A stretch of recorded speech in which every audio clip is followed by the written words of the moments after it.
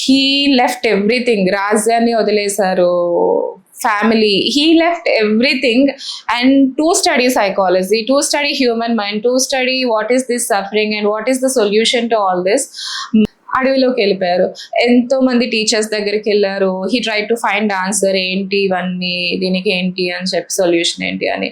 కానీ ఏది కూడా ఆయనకి కంప్లీట్ సాటిస్ఫాక్షన్ ఇవ్వలేదు. ఈవెన్ ఫిజికల్గా కూడా ఫుడ్ అది సరిగ్గా తీసుకోకుండా, థింగ్స్ లైక్ ఉపవాసం, వాట్ ఎవర్ ఆయన ఈ ఆన్సర్స్ ఫైండ్ చేసే ప్రాసెస్లో ఫిజికల్గా కూడా చాలా డ్రైన్ అయిపోయారు. కొన్ని దగ్గర మీరు ఇప్పటికీ చూస్తే బుద్ధ విగ్రహం యూజువల్లీ ఇలా ఉంటుంది కదా మంచిగా, కానీ కొన్ని దగ్గర ఇప్పటికీ బక్క చిక్కిన బుద్ధ మీకు కనిపిస్తారంట కొన్ని ప్లేసెస్లో, representing him at that point of time. అంటే ఆయన ఫిజికల్గా చాలా స్టార్వ్ అయ్యి, ఫిజికల్గా చాలా వీక్ అయిపోయారంట ఒక పాయింట్ ఆఫ్ టైంలో.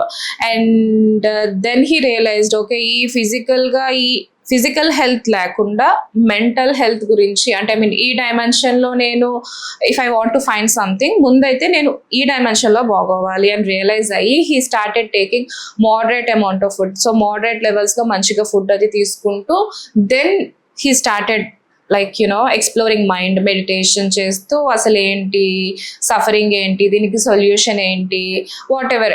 అరౌండ్ ద ఏజ్ ఆఫ్ 35 బోధ్గయాలో మనకి ఒక ట్రీ ఉంటుంది కదా, దాని కిందే he got this enlightenment. So Buddha అంటే ఎన్లైటన్మెంట్, నాలెడ్జ్. సో ఆ స్టేజ్కి సిద్ధార్థ్ బుద్ధ అవ్వాలి అంటే మధ్యలో ఇంత సఫరింగ్ ఏంటి, రాజు ఆయన అంత లావిష్ లైఫ్ లీడ్ చేసే ఒక ప్రిన్స్ సడన్ గా అడవిలోకి వచ్చి అంత సినిమా చూసారంటే ఎంత ఈ ప్రాసెస్ లో ఎంత సఫర్ అయి ఉంటారు సైకలాజికల్ గా. బట్ టు బికమ్ బుద్ధ అదంతా ఆబ్వియస్, నెసెసరీ. అవంతా ఆయన డిస్టర్బ్ అయ్యాడు కాబట్టే బుద్ధ అయ్యాడు. లేదులే ఏముంటే ఉంది, నేను నా రాజ్యం చూసుకుంటాను, లెట్ మీ డూ దిస్ అంటే మేబీ మనకి బుద్ధ వచ్చుండేవాడు కాదు. ఈరోజు ఇంతమంది బుద్ధుని రిఫరెన్స్గా తీసుకొని రీసెర్చ్ చేసేవాళ్ళు కాదు, ఇలా మాట్లాడేవాళ్ళు కాదు.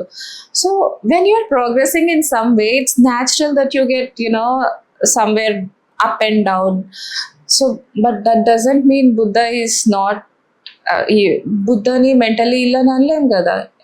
At that point, at some point in his entire life, definitely he has been through mental health crisis.